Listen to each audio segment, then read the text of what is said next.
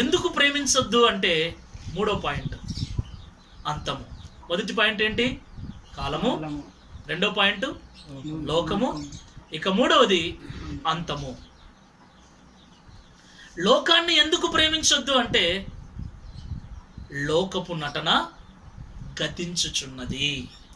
బైబిల్లో రాయబడినటువంటి ఆ మాటలు మనం గమనిస్తే హెబ్రీ పత్రిక 10వ అధ్యాయం 37వ వచనంలో ఒక మాట కనిపిస్తుంది. హెబ్రీ పత్రిక 10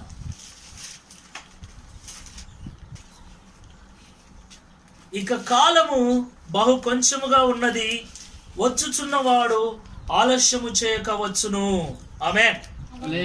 ప్రకటన గ్రంథం 12వ అధ్యాయం 12వ వచనంలో చూస్తే అపవాదికి సమయము కొంచెముగా ఉందని తెలుసు. ప్రకటన గ్రంథం 12వ అధ్యాయం 12వ వచనం, అందుచేత పరలోకమా పరలోక నివాసులారా ఉత్సహించుడి, భూమి సముద్రమా మీకు శ్రమ, అపవాది తనకు సమయము కొంచెమే అని తెలుసుకొని బహుక్రోధము గలవాడై మీ యొద్దకు దిగి వచ్చి ఉన్నాడని చెప్పెను. ఇంకో ప్రత్యేకమైన విషయం చెబితే మత్తయి సువార్త 24వ అధ్యాయం 14వ వచనంలో మనకి ఇంకా స్పష్టంగా కనిపిస్తుంది. మరియు ఈ రాజ్య సువార్త సకల జనములకు సాక్షార్థమై లోకమందంతటా ప్రకటింపబడును, అటు తర్వాత అంతము వచ్చును. అంతము, కాలము గురించి తెలుసుకున్నాం, లోకం గురించి తెలుసుకున్నాం.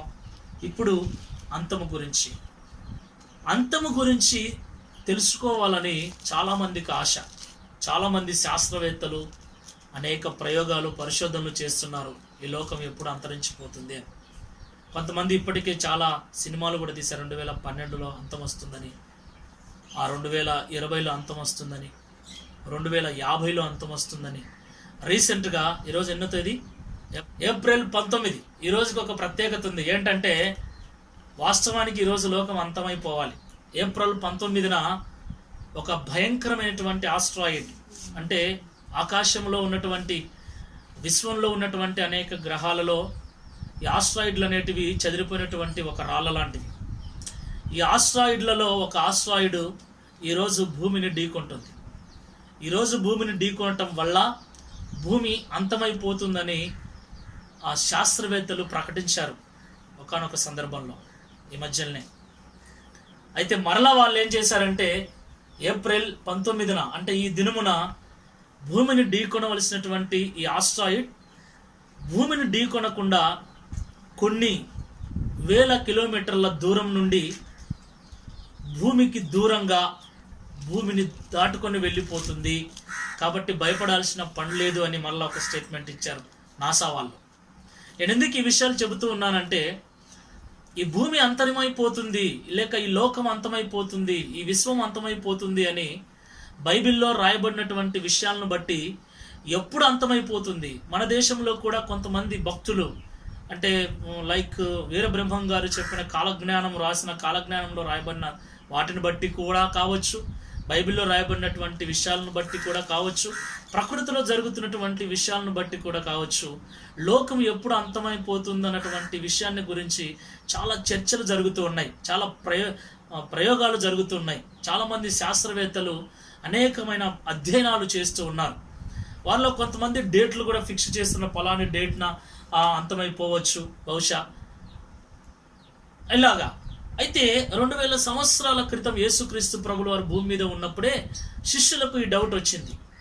ఈ డౌట్ వచ్చినప్పుడు మత్తయి సువార్త 24వ అధ్యాయంలో యేసుక్రీస్తు ప్రభుల వారి దగ్గరికి వచ్చి యేసుక్రీస్తు ప్రభుల వారిని అడిగారు. 24వ అధ్యాయం 3వ వచనంలో, ఆయన ఒలీవల కొండ మీద కూర్చొని ఉన్నప్పుడు శిష్యులు ఆయన యుద్ధకు వచ్చి ఏకాంతముగా వచ్చి, ఇవి ఎప్పుడు జరుగును, నీ రాకడకును ఈ యుగ సమాప్తికి సూచనలు లేవని అడిగారు.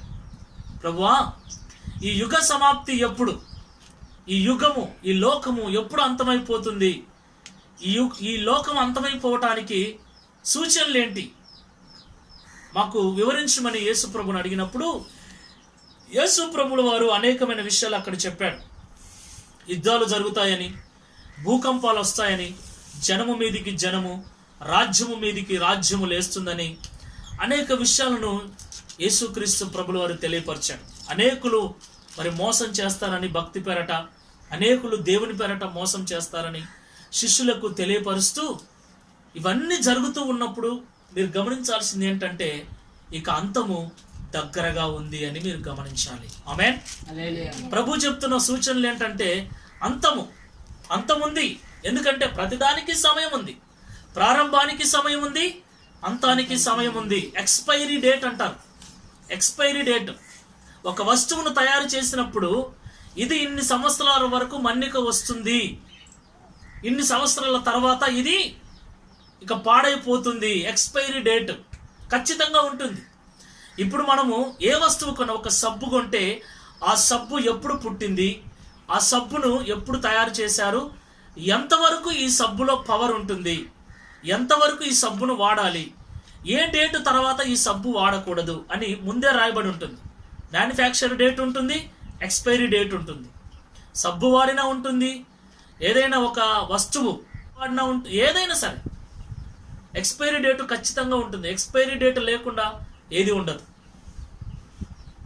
సో అంతమైపోయేటువంటి డేటు, నాశనమైపోయేటువంటి డేటు, కనబడకుండా పోయేటువంటి ఆ సమయము ఖచ్చితంగా ఉంటుంది. అలాగే ఈ లోకానికి ప్రారంభం ఉంది, అయితే ఈ లోకానికి అంతము ఉంది. ఆ లోకము ఎప్పుడు అంతరించిపోతుంది అనేటువంటి దాని గురించి ఎప్పటి నుంచో అధ్యయనాలు జరుగుతున్నాయి. యేసు ప్రభు శిష్యులు కూడా ఈ విషయాన్ని అడుగుతున్నారు. ఎప్పుడు అంతరించిపోతుంది అంటే, ఎప్పుడు అంతరించిపోతుందో ఆ తేదీ నేను మీకు చెప్పను, కానీ ఈ లోకము అంతము కావడానికంటే ముందు కొన్ని సూచనలు జరుగుతాయి. అవేంటంటే, లోకములో అక్కడక్కడ భూకంపాలు సంభవిస్తాయి, నంబర్ 1. నంబర్ 2, లోకములో అక్కడక్కడ కరువులు వస్తాయి. నంబర్ 3, లోకములో అక్కడక్కడ యుద్ధాలు జరుగుతాయి. మొదటి ప్రపంచ యుద్ధం జరిగింది, రెండో ప్రపంచ యుద్ధం జరిగింది, మేబీ త్వరలో మూడో ప్రపంచ యుద్ధం కూడా రావచ్చు అని, అదే చివరి యుద్ధం అని, అదే బైబిల్లో రాయబడిన హరిమగిద్దోని యుద్ధం అని అనేక మంది బైబిల్ పండితులు కూడా చెప్తున్నారు. యుద్ధాలు జరగవచ్చు, భూకంపాలు రావచ్చు, వరదలు రావచ్చు, తుఫానులు రావచ్చు, జనము మీదికి జనము, రాజ్యం మీదికి రాజ్యము, గొడవలు జరుగుతాయి. అనేక మంది దేవుని పేరట మోసాలు చేస్తారు. నేనే దేవుణ్ణి, నన్ను ఆరాధించండి అని అనేక మంది బయలుదేరుతారు లోకం మీద.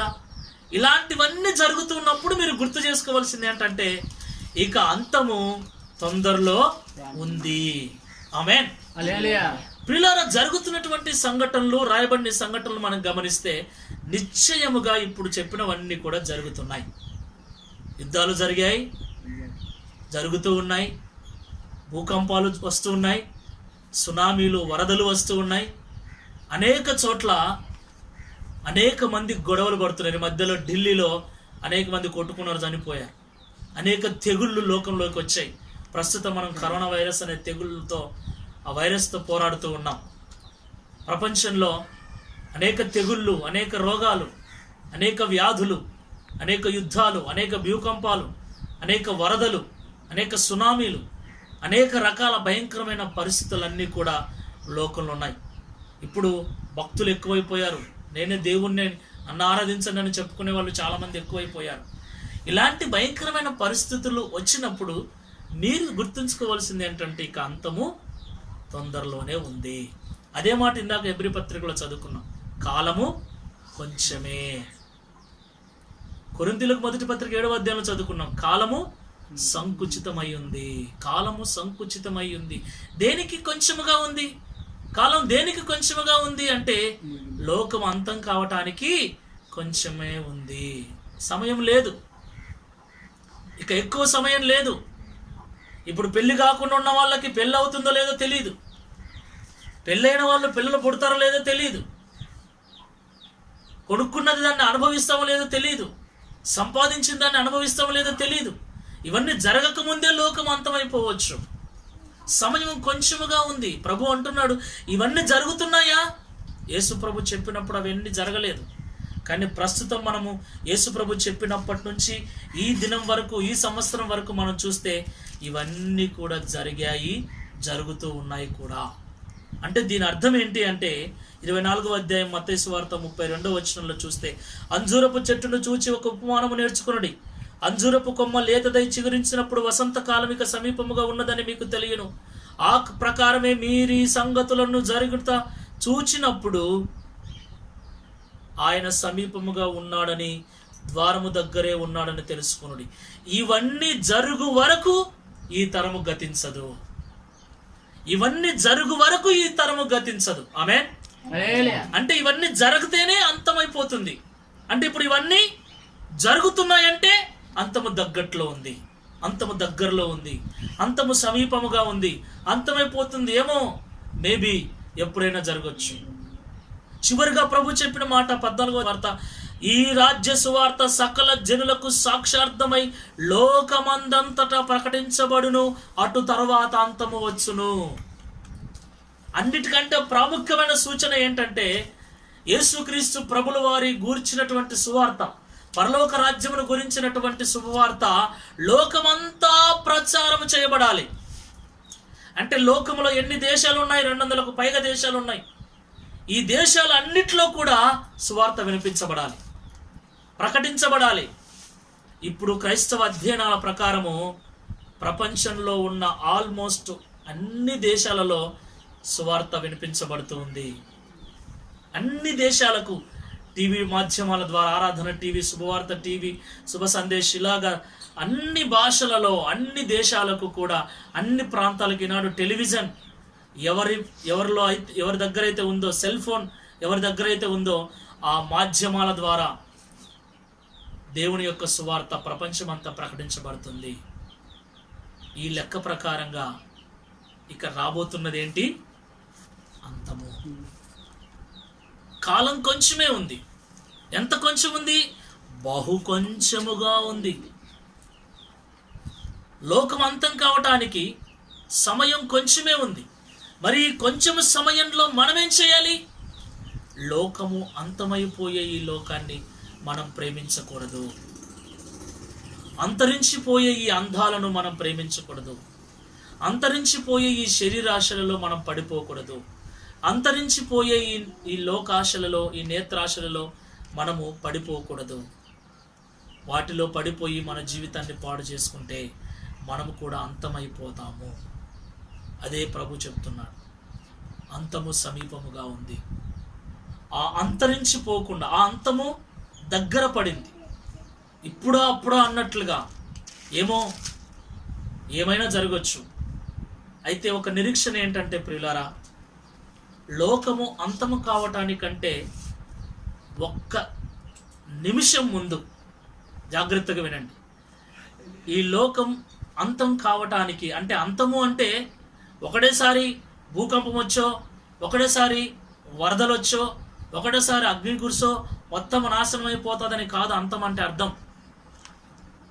అంతము అంటే దాని అర్థము గడియ, ఆ సమయం వచ్చినప్పుడు, ఇప్పుడు చూడండి, ఒక ఇండ్లు పడిపోతూ ఉన్నప్పుడు, అది పడిపోతున్నప్పుడు సెకండ్లో పడిపోదు, ఒక సమయం పడుతుంది. పడిపోవడం స్టార్ట్ అయిందంటే ఒక సమయం పడుతుంది. ఒక సమయం, ఒక మనిషి చనిపోవాలంటే టక్కున చనిపోడు. కొన్ని సెకండ్లు పట్టొచ్చు, కొన్ని నిమిషాలు పట్టొచ్చు, కొన్ని గంటలు పట్టొచ్చు, కొన్ని రోజులు పట్టొచ్చు. కానీ మరణపు ఛాయ వచ్చినప్పుడు, ఆ మరణపు ఛాయలు వచ్చినప్పుడు మనకు అర్థమైపోతుంది ఈ మనిషి చావుకు దగ్గరైపోయాడు, ఇంకా చనిపోతాడని. ఆ మరణపు ఛాయలు మనకు కనిపించినప్పుడు, కనిపిస్తానే చనిపోడు. కొన్ని రోజులకు చనిపోవచ్చు, కొన్ని గంటలకు చనిపోవచ్చు, కొన్ని నిమిషాలకు చనిపోవచ్చు. అలాగనే అంతము అంటే ఆ ఛాయలు కనిపించినప్పుడు, ఇప్పుడు కనిపిస్తున్న ఛాయలు, అంతము దగ్గరైపోయింది. ఈ మధ్యకాలంలో ఆస్ట్రేలియాలో భయంకరమైన అగ్గి అడవులను దహించి వేసింది. కొన్ని మిలియన్ల జంతువులు కాలిపోయాయి, కొన్ని వందల ఇండ్లు కూలిపోయాయి. భయంకరమైనటువంటి ప్రాణ నష్టం సంభవించింది. అంతకుముందు అమెజాన్ అడవుల్లో చాలా చాలా చోట్ల ఈ భయంకరమైన సంఘటనలు. ఇప్పుడు ప్రపంచంలో కరోనా వైరస్ కొన్ని లక్షల మందికి వ్యాపించింది, కొన్ని వేల మంది చనిపోయారు, ఇంకా ఎంతమంది చనిపోతారో కూడా తెలియదు. ఇవన్నీ జరుగుతున్నాయి. ఆ మధ్య సునామీ వచ్చి అనేక ప్రాణ నష్టం జరిగింది. అంటే లోకం అంతమైపోవటానికి సూచనలు, అంతము ఛాయలు కనిపిస్తూ ఉన్నాయి. ఇదంతా ఒక ప్రాసెస్. అయితే పూర్తి నాశనము ప్రారంభమైనప్పుడు మనకు జరిగే ఒక సూచన ఏంటి అంటే యేసుక్రీస్తు ప్రభుల వారి రాకడ ఉంటుంది. ఆమేన్. హల్లెలూయా. ఇది మన నిరీక్షణ. పూర్తి నాశనము స్టార్ట్ అయినప్పుడు 7 ఏళ్ల శ్రమల నుండి పూర్తి నాశనము స్టార్ట్ అవుతుంది. ఆ 7 ఏళ్ల శ్రమలు ప్రారంభం శ్రమలోనే ఎందుకన్నారంటే అవి భయంకరమైన శ్రమలు. ఆ 7 ఏళ్లలో 3.5 సంవత్సరాలు ఒకలాంటి శ్రమలు, మిగతా 3.5 సంవత్సరాలు భయంకరమైన శ్రమలు అని బైబిల్లో రాయబడింది, భయంకరంగా రాయబడింది. అయితే 7 ఏళ్ల శ్రమలు ప్రారంభం కావటానికంటే ముందు యేసుక్రీస్తు ప్రభుల వారి రాకడ ఉంటుంది. ఆయన వచ్చినప్పుడు ఆయన వారు ఎత్తబడతారు. ఆమేన్. ఆయన వారు గత వారంలో నేను మీకు చెప్పాను, పునరుద్ధాన దినమున ఆయన వారు అంటే ఆయన వాక్యానుసారంగా జీవించేవారు, ఆయన మాటల ప్రకారంగా బ్రతికేటువంటి జీవితం కలిగిన వారు ఆయన వారు. యేసుక్రీస్తు ప్రభుల వారు ఆయన వచ్చినప్పుడు ఆయనతో కూడా వెళ్ళిపోయినప్పుడు మిగిలిన వారికి, దీన్ని ర్యాప్చర్ అని నేను చెప్పాను, ఎత్తబడుట, సంఘం ఎత్తబడుట, పరిశుద్ధుల గుంపు ఎత్తబడుట, పరిశుద్ధుల సంఘం, సార్వత్రిక సంఘం ఎత్తబడుట అని చెప్పాను. విడువబడిన వారికి శ్రమలు ప్రారంభమవుతాయి. అప్పటి నుంచి ఒకదాని తర్వాత ఒకటి భయంకరమైన తెగుళ్ళు. ఇప్పుడు ఇది చూస్తున్న ఈ కరోనా వైరస్ పెద్ద భయంకరమైనది ఏం కాదు, అంత భయంకరమైనది ఏం కాదు. దీనికంటే భయంకరమైన తెగుళ్ళు రాబోతూ ఉన్నాయి, భయంకరమైన తెగుళ్ళు రాబోతున్నాయి. ఎక్కడో ఒక చోట మనం శవాలు చూస్తున్నాం, మన చుట్టూ ఎన్ని వేల మంది చనిపోవటం మనం చూస్తాం. విడువబడినటువంటి స్థితిలో మనుషుల యొక్క పరిస్థితి. ఆ 7 ఏళ్ళు శ్రమలలోనే 666 ముద్ర వస్తుంది. ఇప్పటికే దాని గురించినటువంటి సన్నాహాలు ప్రారంభమయ్యాయి. చిప్పుల ద్వారా ఆ క్రయ విక్రయాలు జరిపించటానికి బైబిల్లో రాయబడింది. 666 ముద్ర వేయించుకున్న వాళ్ళకే క్రయ విక్రయాలు చేసేటువంటి హక్కు ఉంటుంది. ఒక వస్తువు కొనాలి అన్నా, ఒక వస్తువు అమ్మాలి అన్నా, ధాన్యం అమ్మాలి అన్నా, ధాన్యం కొనాలి అన్నా, సెల్ ఫోన్ కొనాలి అన్నా, సెల్ ఫోన్ అమ్మాలి అన్నా చేతుల డబ్బులు ఉండదు, ఏమీ ఉండదు. ఇప్పటికే మన భారతదేశంలో ఒక బహుశా 2020లో కావచ్చు, 2021లో కావచ్చు, ఒక మనిషి ఒక కార్డు, ఒక మనిషికి ఒకే కార్డు అనేటువంటి ఒక విధానాన్ని ప్రవేశపెట్టాలని అధికారులు, మన బీజేపీ ప్రభుత్వం వాళ్ళు నిర్ణయం తీసుకున్నారు. ఒకే కార్డు, బియ్యం card, Aadhaar card, voter card, తర్వాత ఇవేంటి క్రెడిట్ కార్డు, డెబిట్ కార్డు, ఇవేమిలే, ఒకటే కార్డు, ఒకటే నెంబర్. ఏం కావాలన్నా ఒక కార్డే తీసుకుని వెళ్ళాలి. దీనికంటే వ్యత్యాసంగా కార్డు కూడా అవసరం లేదు. చిన్న చిప్పు, చిన్న బియ్యపు గింజలాగా ఉంటుంది. ఆ చిప్పు ఇక్కడ పెట్టేస్తారు. కుడి చేతిలోనైనను, బైబిల్లో రాయబడింది, కుడి చేతి మీదనైనను నొసటి మీదనైనను ఆ చిప్పును పెట్టేస్తారు. ఈ చిప్పు ఆధారంగా అనేకమైన మూవీస్ కూడా హాలీవుడ్లో తీశారు. టెర్మినేటర్ అని, టెర్మినేటర్ ఆ మూవీస్లో ఆ చిప్పు ఇక్కడ పెడతారు. వెనకాల ఆ చిప్పు ప్రోగ్రామ్ చేయబడి ఉంటుంది. ఆ చిప్ ఇక్కడ పెడితే ఆ చిప్పులో ప్రోగ్రామ్ చేయబడినట్లుగా ఆ వ్యక్తి ఆ మిషన్ పనిచేస్తుంది. అలాగే మనిషికి ఆ 666 ముద్రతో సంబంధమైనటువంటి ఆ చిప్పును చేతిలో అమరుస్తారు, ఇక్కడ అమరుస్తారు. ఇప్పటికే కొంతమంది ప్రయోగాలు చేస్తున్నారు ఫారిన్లో. 666 ముద్రని కాదు కానీ చిప్పు ఇక్కడ పెట్టేసి ఏం లేదు, ఏదైనా ఒక వస్తువు కొంటే అక్కడికి వెళ్ళిన తర్వాత చిప్పు నీ చెయ్యి అలాగ చూపిస్తే చాలు, బిల్లు వెళ్ళిపోతుంది. చార్జెస్ అన్నీ కూడా ఆ చిప్పులోనే, అమౌంట్ అంతా చిప్పులోనే ఉంటుంది. రెండోది, ఆ చిప్పు ఒక్కసారి నువ్వు వేయించుకున్న తర్వాత, ఆ ముద్రను ఒకసారి వేయించుకుంటే ప్రపంచంలో నువ్వు ఏ అండర్ గ్రౌండ్లో ఉన్నా కూడా నీ ఆచూకీ తెలుస్తుంది. ఇప్పుడు ఆధార్ కార్డు ద్వారా మన విషయాలన్నీ ఎలాగైతే ప్రభుత్వం వాళ్ళు తెలుసుకుంటున్నారో, ఒక ఆధార్ కార్డు నంబర్ ఉంటే చాలు మనకు భాగవతం అంతా తెలిసిపోతుంది. అలాగనే ఆ చిప్పు మన చేతికి ఉందనుకోండి, ఏ అండర్ గ్రౌండ్లో ఉన్నా కూడా మన గురించి వెతికి మళ్ళీ తీసుకుని వచ్చేస్తారు. అలాంటి భయంకరమైన పరిస్థితులు రాబోతున్నాయి. ఆ ముద్ర ఎవరైతే వేయించుకుంటారో, ఆ 666 ముద్ర వేయించుకున్న వాళ్ళకే కొనుగోలు అమ్మకాలు చేసే అధికారం ఉంటుంది. ఒకవేళ నీకు వాక్యం గుర్తొచ్చి, నువ్వు విడవబడిన స్థితిలో ఉన్న వాక్యం గుర్తొచ్చి నువ్వు ముద్ర వేయించుకుంటే నీకు తిండి ఉండదు, నీళ్లు ఉండదు. ఇప్పుడే మనం నీళ్లు కొనుక్కుంటూ ఉన్నాం. రాబోయే దినాల్లో ఇంకా భయంకరమైన పరిస్థితి. అందుకే శ్రమల కాలం, 7 ఏళ్ల శ్రమల కాలం అన్నారు దాన్ని. ఆ 7 ఏళ్ల శ్రమల కాలంలో ఇంకా భయంకరమైన పరిస్థితులు ఉంటాయి. బోర్లలో నీళ్లు రావు, ఖచ్చితంగా నీళ్లు కొనాలి. నీళ్లు కొనాలి అంటే నీకు ఆ చిప్పు ఉండాలి.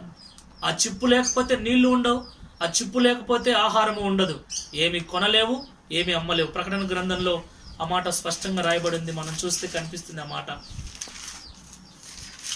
13వ అధ్యాయం ప్రకటన గ్రంథం 16వ వచనం. కాగా కొద్దివారు గాని గొప్పవారు గాని, ధనికులు గాని దరిద్రులు గాని, స్వతంత్రులు గాని దాసులు గాని అందరూ తమ కుడి చేతి మీదనైనను తమ నొసటి యందైనను ముద్ర వేయించుకున్నట్లు ఆ ముద్ర అనగా ఆ మృగము పేరైనను దాని పేరిట సంఖ్యైనను గలవాడు తప్ప క్రయ విక్రయములు చేయుటకు మరి ఎవనికి అధికారము లేకున్నట్లు అది వారిని బలవంతము చేయుచున్నది. బుద్ధి గలవాడు మృగం యొక్క సంఖ్యను లెక్కింపనిమ్ము, అది ఒక మనుష్యుని సంఖ్యయే, ఆ సంఖ్య 666. ఇందులో జ్ఞానం ఉన్నది. క్రయ విక్రయాలు చేయాలి అంటే ఈరోజు మనం వెళ్ళి అంగట్లో డబ్బులు ఇస్తే మనకు వస్తువులు ఇస్తున్నారు. డబ్బే ఉండదు, ఇంకా డబ్బే ఉండదు. ఇప్పుడే అనేక నోట్లను రద్దు చేశారు. ఒకప్పుడు 5 పైసలు 10 బొట్లు ఉండేవి, అనాలు ఉండేవి, తర్వాత పైసలు ఉండేవి, పైసలు కూడా లేవు. ఇప్పుడు రూపాయలు వచ్చాయి. కొన్నాళ్ళు పోతే రూపాయలు కూడా ఉండవు, ఏముండవు. 5 పైసలు 10 పైసలు లేవు, పావులాలు లేవు, 10 రూపాయలు లేవు, రూపాయలు లేవు, 2 రూపాయలు. వచ్చేసరికి మధ్యకాలంలో 1000 నోట్లు 500 నోట్లు చాలా రద్దు చేస్తున్నారు. అసలు నోట్లే ఉండవు, చిప్పే. అది అక్కడ రాయబడిన మాట, కుడి చేతి మీదనైనను నొసటి మీదనైనను, నొసటి మీద కానీ కుడి చేతి మీద కానీ ఆ ముద్ర వేస్తారు. ఇది మనకు గుర్తు. ఆ ముద్ర ఎవరైనా వేయించుకోమని చెప్తే ఎట్టి పరిస్థితుల్లో మనం వేయించుకోవడానికి వీల్లేదు. అది ఎవరికి వస్తుంది పరిస్థితి అంటే విడవబడిన వాళ్ళకు వస్తుంది, ఎత్తబడిన వాళ్ళకు ఉండదు ఆ పరిస్థితి. ఈ యుగం అంతం కావటానికి ముందు జరిగే సూచనలు ఇవి. ఈ యుగం అంతం కావటానికి జరిగే చివరి సూచన సంఘం ఎత్తబడటం. సంఘం ఎత్తబడినప్పుడు సంఘముతో పాటు నువ్వు ఎత్తబడితే ఇక నీకు ఈ బాధలే ఉండవు. ఇంకా భయంకరమైన పరిస్థితి చూస్తే ఆ 7 ఏళ్ల శ్రమల కాలంలో భయంకరమైన ఉగ్రత పాత్రలు కుమ్మరించబడతాయి. భయంకరమైనటువంటి ఇబ్బందులు ప్రజలు ఎదుర్కొంటారు. చావాలని వెళితే చావు కూడా రాదు. దాక్కోవాలని వెళితే ఎక్కడున్నా కూడా వెంటనే కంప్యూటర్లో నీ నంబర్ కొట్టేస్తే నువ్వు ఏ అండర్ గ్రౌండ్లో ఉన్నా కూడా నిన్ను పట్టుకొని వచ్చేస్తాను. అలాంటి భయంకరమైన పరిస్థితి. ఆ పరిస్థితి నువ్వు నేను ఎదుర్కోకూడదు అంటే సంఘముతో పాటు మనం ఎత్తబడాలి, ఎత్తబడే గుంపులో ఉండాలి. ఈ లోకం అంతమైపోతున్నప్పుడు మనం పైనుండి చూడాలి. ఆమేన్. దేవునితో కూడా ఉండి ఆయనతో కూడా నివసిస్తూ లోకాన్ని మనం చూడాలి. ఆ 7 ఏళ్ల శ్రమలలో ఉన్నవారి పరిస్థితి భయంకరంగా ఉంటుంది. అయితే 7 ఏళ్ల శ్రమలలో ఉండి వాక్యాన్ని గుర్తు తెచ్చుకొని బ్రతికేటువంటి విశ్వాసులు కూడా ఉంటారు. కానీ ఇంత విశాలంగా, ఇంత ప్రశాంతంగా ప్రార్థన చేసుకోవటానికి, ఆరాధన చేసుకోవటానికి ఇన్ని అవకాశాలు ఉన్నప్పుడే ప్రార్థన చేసుకోవటానికి మనకు మనసు రావట్లేదు. అలాంటిది అప్పుడు ప్రార్థన చేసుకునే అవకాశం ఉండదు. దొంగగా ఇప్పుడే మందిరాల్లో ప్రార్థన చేసుకునే అవకాశం లేదు. ఇంట్లో ప్రార్థన చేసుకుంటున్నాం. అది ఇంకా రాబోయే దినాల్లో ఇంకా భయంకరమైన పరిస్థితి వస్తుంది. అలాంటి భయంకరమైన పరిస్థితుల్లో ఎలా ఉంటుందంటే ప్రభు చెప్పాడు, అత్త కోడల్ని, కోడలు అత్తను, తండ్రి కొడుకును, కొడుకు తండ్రిని, భార్య భర్తను, భర్త భార్యను అప్పగించుకునేటువంటి రోజులవి. ఒకరికి ఒకరు వ్యతిరేకంగా, ఒక ఇంట్లోనే ఒకరికి వ్యతిరేకంగా ఇంకొకరు మారుతారని యేసుక్రీస్తు ప్రభుల వారు ప్రవచనం చెప్పారు. ఎప్పుడు జరుగుతుంది ఆ సంఘటన? విడిచిపెట్టబడినటువంటి వారిలో 7 ఏళ్ల శ్రమలలో జరుగుతుంది. ఇంట్లో ఆహారం ఉండదు. భార్య గుర్తు చేసుకుంటుంది, వాక్యం గుర్తు చేసుకొని ప్రార్థన చేసుకుంటుంది. భర్త బయట తిరుగుతూ ఉంటాడు, భర్త ముద్ర వేయించుకుంటాడు. భార్య అంటుంది, లేదండి దేవుని వాక్యంలో ఇలా ఉంది, నేను ముద్ర వేయించుకొని అంటుంది. ముద్ర వేయించుకోకపోతే అన్నం ఉండదు. భర్త కొడతాడు. కొట్టినా వినదు, భర్తే కదా, కొట్టినా వినదు. అప్పుడు ఏం చేస్తాడంటే బయటికి వెళ్ళి వాళ్ళకి చెప్పేస్తాడు, అధికారులకు, సార్ నా భార్య నా మాట వినట్లేదు అని. అంటే భర్తనే భార్యకు వ్యతిరేకమైపోతాడు. అప్పగించేస్తాడు భర్త, భార్యను అప్పగించేస్తాడు, ముద్ర వేయండి అని. పిల్లలను తల్లిదండ్రులు అప్పగించేస్తారు, లేకుంటే చచ్చిపోతాం. ఆ ప్రియమైన సహోదరి సహోదరులారా, భయంకరమైన పరిస్థితులు రాబోతున్నాయి. అలాంటి భయంకరమైన పరిస్థితులు మనం ఎదుర్కోకుండా ఉండాలి అంటే ఈ యుగం అంతరించిపోయే సమయంలో, ఈ యుగం అంతంలో మనం ఉండకుండా పైకి ఎత్తబడాలి. మనల్ని పైకి ఎత్తుకొని వెళ్ళటానికి ఆయన రాబోతున్నాడు. ఆయన రావటానికి, ఈ యుగం అంతరించిపోవటానికి ఇంకా సమయము కొంచెముగా ఉన్నది. బైబిల్లో రాయబడిన మాట, ఈ సంగతులన్నీ జరుగుతూ ఉన్నప్పుడు, యుద్ధాలు వస్తూ ఉన్నప్పుడు, భూకంపాలు వస్తున్నప్పుడు, వరదలు వస్తూ ఉన్నప్పుడు నేను రాబోతున్నానని మీరు జ్ఞాపకం చేసుకోండి. ఆమేన్. నేను వచ్చేంత వరకు, నేను వచ్చి పరిశుద్ధులను తీసుకొని పోయేంత వరకు ఈ యుగము అంతమైపోదు. ఇది దేవుని మాట. కాబట్టి ఒకటే నిరీక్షణ, ఈ లోకాంతములో మనం ఉండకుండా, ఏడేళ్ల శ్రమలలో మనం చిక్కుపడకుండా, ఆ మహాశ్రమలలో బైబిల్లో మత్తయి సువార్తలో రాయబడింది, అవి భయంకరమైన శ్రమలు. చూడండి ఎట్లా రాయబడినటువంటి మాట 24వ అధ్యాయము 16వ వచనం నుండి, మిద్దె మీద ఉండువారు తమ ఇంటిలో నుండి ఏదైనా తీసుకుని పోటకు దిగకూడదు, పొలములో ఉండువాడు తన బట్టలు తీసుకుని పోటకు ఇంటికి రాకూడదు. అయ్యో, ఆ దినములలో గర్భిణులకు పాలిచ్చు వారికి శ్రమ, అప్పుడు మహాశ్రమ కలుగును. మీరు పారిపోవట చలికాలమందైనను విశ్రాంతి దినమందైనను సంభవింపకుండా వాళ్ళని ప్రార్థించుడి. లోకారంభము నుండి ఇప్పటి వరకు అట్టి శ్రమ కలుగలేదు, ఇక ఎప్పుడునూ కలగబోదు. రాబోయేటువంటి శ్రమ మనం అనుకుంటున్నాము, ఏంటబ్బా పరిస్థితి ఇప్పుడు ఇలా ఉంది, బయటికి వెళ్ళటానికి లేదు, వెళ్తే రోగం వస్తుందని భయపడుతున్నాం మనం. కానీ దీనికంటే భయంకరమైన శ్రమ రాబోతుంది. అలాంటి శ్రమ ఇంతవరకు రానే లేదు, ఇక రాదు కూడా. అలాంటి భయంకరమైనటువంటి శ్రమ రాబోతుంది కనుక మనము జాగ్రత్తగా ఉండాలి. 29, ఆ దినములో శ్రమ ముగిసిన వెంటనే చీకటి సూర్యుని కమ్మును, చంద్రుడు కాంతినియ్యడు, ఆకాశం నుండి నక్షత్రములు రాలును, ఆకాశమందలి శక్తులు కదిలింపబడును. అప్పుడు మనుష్య కుమారుని సూచన ఆకాశమందు కనబడును. అప్పుడు మనుష్య కుమారుడు ప్రభావముతోను మహామహిమతోను ఆకాశ మేఘారుడై వచ్చుట చూచి భూమి మీదనున్న సకల గోత్రముల వారు రొమ్ము కొట్టుకొందురు. అదే అదే ఆ రోజు, యేసయ్య ఉగ్రత రోజు, ఏడేళ్ల శ్రమల రోజు, పాపులంతా ఏడ్చే రోజు. అదే అదే ఆ రోజు, తల్లి జాడ పిల్లకు లేదు, పిల్ల జాడ తల్లికి లేదు. చెట్టుకొకరు గుట్టకొక్కరై అనాథలై అరిచే రోజు. పడతారు, ఎత్తబడిన వాళ్ళు దేవుని రాజ్యం వెళ్తారు, విడవబడిన వాళ్ళ పరిస్థితి భయంకరంగా ఉంటుంది. భూలోకంలో భయంకరమైన పరిస్థితి. అయ్యో, చెప్పినప్పుడే మేము ఎందుకు మారకపోతిమి, సేవకులు ప్రకటిస్తున్నప్పుడు మేమెందుకు వినకపోతిమి, మంచి మాటలు చెబుతున్నప్పుడు మేమెందుకు మూర్ఖంగా ప్రవర్తిస్తామని ఆ రోజు సకల జనులు రొమ్ము కొట్టుకుంటారు, కానీ ప్రయోజనం ఉండదు. అవకాశం ఉన్నప్పుడే, మంచి వినిపించబడుతున్నప్పుడే, మంచి నీకు చెబుతున్నప్పుడే నీ మనసు మార్చుకుని జీవితాన్ని మార్చుకుంటే జీవితం ఆశీర్వదించబడుతుంది. ఇప్పుడు నిర్లక్ష్యం చేస్తేవా భయంకరమైనటువంటి శ్రమ దినాలు రాబోతున్నాయి. ఆ దినమున సువార్త ప్రకటించబడదు, సువార్త మోయబడుతుంది. సువార్త ఎక్కడ చెప్పినా కొడతారు, చంపేస్తారు. సువార్త భయంకరంగా మోయబడుతున్నటువంటి దినం. ఇప్పటికే అనేక దేశమంతా కూడా, ప్రపంచమంతా కూడా సువార్త మోయబడింది. గమనించారా? ఇది ఒక దేశానికి వచ్చిన సమస్య కాదు, ప్రపంచంలో ప్రతి చర్చి కూడా మోయబడింది, సువార్త మోయబడింది. మహాసభలు జరగటం లేదు, సువార్త లోకములో చెప్పటము తగ్గిపోయింది. ఇక రాను రాను ఏ సంఘం ఎత్తబడిన తర్వాత ఇంకా భయంకరమైన సమస్యలు వస్తాయి. విడవబడిన వాళ్లకు వాక్యము దొరకదు.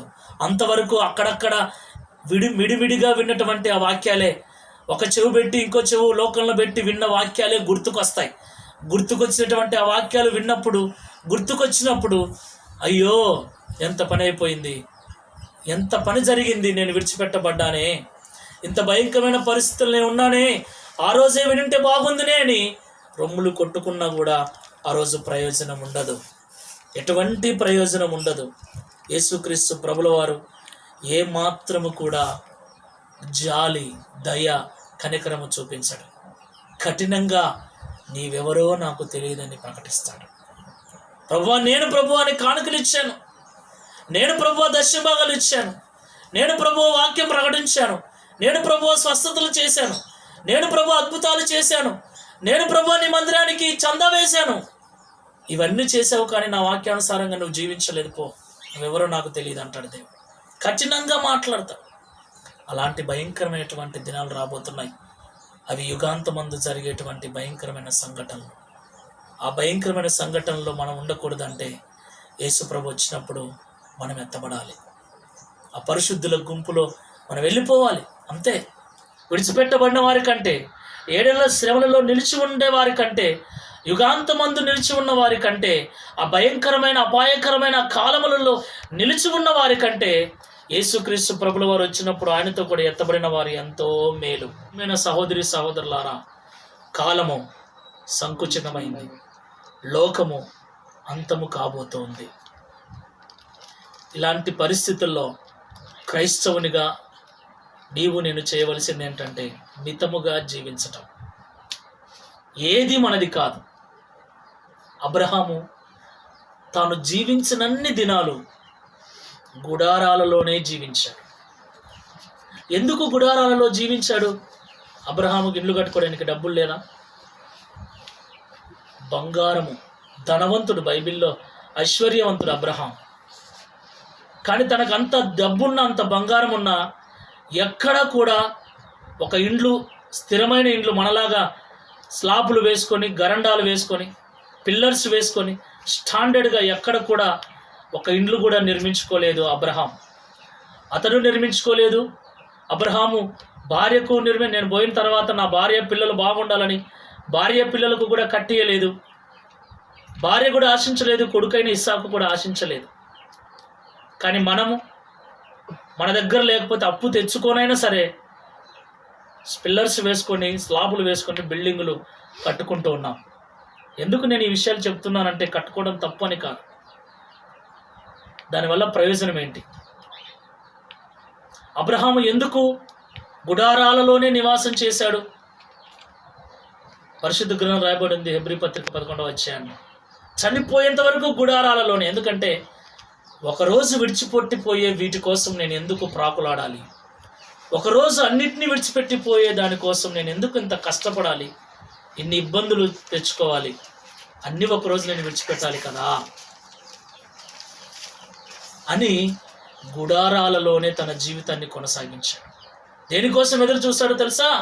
శాశ్వతమైన ఆ పరలోక రాజ్యం కొరకు ఎదురు చూశాడు. శాశ్వతమైన పట్టణం కొరకు. పరిశుద్ధ గ్రంథంలో హెబ్రీ పత్రిక 11వ అధ్యాయంలో చూస్తే స్పష్టంగా కనిపిస్తుంది మనకు ఆ మాట. 10వ వచనం, ఏలయనగా 9వ వచనం, విశ్వాసమును బట్టి అతడును అతడితో ఆ వాగ్దానమునకు సమాన వారసులైన ఇస్సాకు యాకోబను వారును గుడారములలో నివసించుచు అన్యుల దేశంలో ఉన్నట్టుగా వాగ్దత్త దేశంలో పరవాసులైరి. ఏలయనగా దేవుడు దేనికి శిల్పియు నిర్మాణకుడై ఉన్నాడో పునాదులు గల ఆ పట్టణము కొరకు అబ్రహాము ఎదురు చూచుచుండెను. విశ్వాసమును బట్టి శారాయు వాగ్దానం చేసిన వాడు నమ్మదగిన వాడని ఎంచుకొనిన గనుక తాను వయస్సు గతించినదైనను గర్భము ధరించుటకు శక్తి పొందెను. ఆమేన్. వీరందరూ ఆ వాగ్దానముల ఫలము అనుభవింపకపోయినను దూరం నుండి చూచి వందనములు చేసి తాము భూమి మీద పరదేశులమును యాత్రికులమునై ఉన్నామని ఒప్పుకొని విశ్వాసము గలవారై మృతి నొందిరి. ఏమండి, అంత గొప్ప భక్తులు ఎలా బ్రతికారు? ఆస్తిపరులు ఎలా బ్రతికారు? మేము ఈ లోకంలో పరదేశులము యాత్రికులము అని బ్రతికారు. మనము ఇది నాది, ఇది నా సొంతం, ఇది నా స్థలం, ఇది నా పొలం. అవసరమైతే కోర్టుకు వెళ్తాం, పోరాటం చేస్తాం, జానడైనా వదలని, ఇది నాది. ఒక విశ్వాసి నాతో అంటాడు, నా పొలం ఉన్న పొలం కొంత వేరే వాళ్ళు తీసుకున్నారన్నా, ప్రార్థన చేయండి అన్న, కోర్టుకు వెళ్తున్నా. మరొక సహోదరుడు అంటాడు, ప్రార్థన చేయండి అన్న, మా స్థలంలోకి వాళ్ళు వచ్చారు, ఒక జానడు జరుపుకున్నారు, వాళ్ళు అడుగుతుంటే కొట్లాడుతున్నారు. జానడు ఎంత? జానడే. ఆ జానట్లో ఏం మంచం పడుతుందా, కుర్చీ పడుతుందా, ఏం పడుతుందా జానల్లో? జానడు స్థలం కోసం నేను ప్రార్థన చేయాలి. ఉపవాసం ఉండి బలంగా ప్రార్థన చేయండి అంటున్నాను.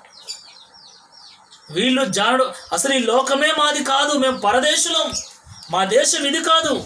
14వ వచనంలో, ఇలాగూ చెప్పువారు తమ స్వదేశమును వెతుకుచున్నామని విషదపరుచుచున్నారు గారా, వారు ఏ దేశము నుండి వచ్చిరో ఆ దేశమును జ్ఞాపకమందుంచుకున్న ఎడల మరలా వెళ్ళుటకు వారికి వీలు కలిగి ఉండును. ఎక్కడి నుంచి వచ్చారో అక్కడికి వెళ్ళాలని చూస్తున్నారు తప్ప ఇప్పుడు ఉన్నది నాది అని వాళ్ళు అనుకోలేదు. కానీ మనం ఇది నాది, ఇక్కడే పుట్టాము, ఇక్కడే పెరిగాం, ఇక్కడే చేస్తాం, ఇది నాది, దీన్ని ఎవరు తీసుకోవడానికి వీల్లేదు. సంపాదిస్తున్నాం, కూడబెడుతున్నాం, పోగేసుకుంటున్నాం. తరతరాలకు నేను చచ్చిన నా పిల్లలు ఇబ్బంది పడకూడదని పిల్లలకు సంపాదిస్తున్నాం. ప్రియమైన సహోదరి సహోదరులారా, ఒకరోజు అన్నీ విడిచిపెట్టి వెళ్ళవలసిన మనం వీటి కోసం ప్రయాసపడుతున్నాం. లోకమే అంతమైపోతుంటే, ఈ భూమే నాశనం అయిపోతుంటే, అందులో నీ ఇండ్లు, నీ పొలము, నీ బంగారము, నీ డబ్బు, నువ్వు, నేను, ఎంత భూమే ఉండదు. అందులో నువ్వెక్కడుంటావు, నేనెక్కడుంటావు అని ఉంటావు. ఆలోచించు. ఈ భూమి అంతమైపోతుంది, కాలం సమీపించింది, కాలం కొంచెమే ఉంది. యేసుప్రభు రాబోతున్నాడు. ఆయన రాకడకు నువ్వు నేను సిద్ధంగా ఉండాలి. మన పోరాటం దేనికోసం? మన ప్రయాస దేనికోసం? పొలములు, పదవులు, ఆస్తుల, ఐశ్వర్యము సంపాదించటానిక? లోకంలో సుఖించటానికి? ఒక పాట రాసుకున్నా నేను. పోరాటం ఇది ఒక పోరాటం, పోరాటం ఇది ఒక పోరాటం, జీవిత గమ్యము తెలిపే పోరాటం, నిన్ను పరముకు చేర్చే పోరాటం, జీవిత గమ్యము తెలిపే పోరాటం, నిన్ను పరముకు చేర్చే పోరాటం, పోరాటం ఇది ఒక పోరాటం, పోరాటం ఇది ఒక పోరాటం. లోకములోని మనుషులందరూ పోరాటం చేస్తున్నారు, మేడలు, మిద్దెలు, పొలములు, పదవులు పొందడానికి. లోకములోని మనుషులందరూ పోరాటం చేస్తున్నారు, మేడలు, మిద్దెలు, పొలములు, పదవులు పొందడానికి. నీ పోరాటం వీటి కొరకేనా ఓ క్రైస్తవా విశ్వాసీ? నీ పోరాటం వీటి కొరకేనా ఓ క్రైస్తవా విశ్వాసీ? ఏమండి, లోకంలో ఉన్న వాళ్ళు పోరాటం చేస్తున్నారు, పొలాలు కొనటానికి, మిద్దెలు కట్టడానికి, పదవులు సంపాదించడానికి, పొలాలు సంపాదించడానికి. కానీ క్రైస్తవుని పోరాటం వీటి కోసం ఉండకూడదు. క్రైస్తవుని ప్రయాస వీటి కోసం ఉండకూడదు. క్రైస్తవుని ప్రయాస పరలోకంలో నేను ఎలా చేరాలి, క్రీస్తు వచ్చినప్పుడు ఆయనతో నేను ఎలా ఎత్తబడాలి, దీనికోసమై పోరాటం చేయాలి. నీతి కొరకు ఆకలి దప్పులు కలిగిన వారు ధన్యులు అని రాయబడింది. నీతిగా బ్రతకాలంటే నేనేం చేయాలి, ఎలా నీతిగా బ్రతకాలని పోరాటం చేయాలి, ఎలా పరిశుద్ధంగా బ్రతకాలని పోరాటం చేయాలి. నిత్యము పోరాటం చేయాలి. పరలోకం చేరటానికి, దేవుణ్ణి సంతోషపెట్టడానికి పోరాటం చేయాలి. క్రీస్తును సంపాదించడానికి పోరాటం చేయాలి. పౌలు గారు క్రీస్తును సంపాదించుకోవటం కోసం లోకాన్ని అంతటిని విడిచిపెట్టాడు, జ్ఞానాన్ని విడిచిపెట్టాడు, పదవుల్ని విడిచిపెట్టాడు, ఇంటిని విడిచిపెట్టాడు, కుటుంబాన్ని విడిచిపెట్టాడు, ఆస్తిపాస్తులను, ఐశ్వర్యాన్ని విడిచిపెట్టాడు. అలాంటి పౌలు అంటున్నాడు, క్రీస్తును సంపాదించుకోవటానికి ఈ లోకమునంతా పెంటతో సమానంగా నేను ఎంచుకున్నా, నాకు క్రీస్తు కావాలి అని. మరి నీకెవరు కావాలి క్రైస్తవుడా? నీకెవరు కావాలి సహోదరి? క్రీస్తు కావాలా, లోకం కావాలా? లోకాన్ని నువ్వు ప్రేమిస్తే లోకంలో ఉన్నదంతా శరీరాశ, నేత్రాశ, జీవపడమ్మం. ఒకరోజు లోకం అంతరించిపోతుంది, లోకము నాశనం అయిపోతుంది. లోకాన్ని ప్రేమిస్తే నీవు కూడా నాశనం అయిపోతావు. లోకముతో పాటు నువ్వు నాశనం కాకుండా నిత్యము జీవించాలి అంటే దేవుని చిత్తాన్ని నెరవేర్చాలి. ఏమిటి దేవుని చిత్తం? పరిశుద్ధంగా జీవించి, నీతిమంతంగా జీవించి, వాక్యానుసారంగా జీవించి, క్రీస్తు వానిగా జీవించి, క్రీస్తు వచ్చినప్పుడు ఆయనతో కూడా లేపబడాలి. అట్టి శ్రేష్టమైన కృపను దేవుడు మనకు అనుగ్రహించును గాక. ఆమేన్. ప్రార్థన చేసుకుందాం. పరిశుద్ధుడా, ప్రేమగల ప్రభువా, పరిశుద్ధమైన మీ నామమునకు స్తోత్రములు. ఇంతవరకు జరిగిన ఆరాధనలు మీరు తోడుగా నడిపించేందుకు స్తోత్రం. నిన్న కాలము గురించి, లోకము గురించి, అంతం గురించి మాతో క్షుణ్ణంగా వివరించినందుకు స్తోత్రాలు తండ్రి. కాలము, లోకము, అంతము, ఈ మూడింటికి అంతము సమీపించిందని, కాలము సంపూర్ణమైనదని, నిర్ణయ కాలం సమీపించిందని, లోకం అంతం కాబోతుందని మాతో మాట్లాడినందుకు స్తోత్రం. అయితే అంతానికి దగ్గరవుతున్న ఈ లోకంలో నీ బిడ్డలుగా మేము జీవించవలసినటువంటి విధానాన్ని మాకు తెలియపరిచారు నాయన.